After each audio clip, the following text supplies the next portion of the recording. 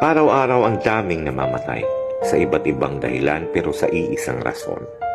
Hiram lang natin ang buhay kaya dapat maging laging handa sa anumang mangyari dahil hindi natin batid ang bukas.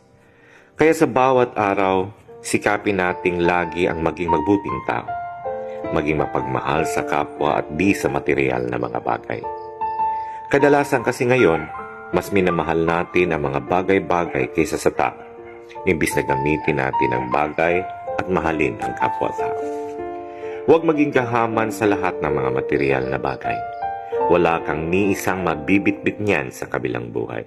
Because at the end of the day, ang tanging baon mo lang sa iyong paglisan ay ang mabuti mong kalooban. Paalala lang po.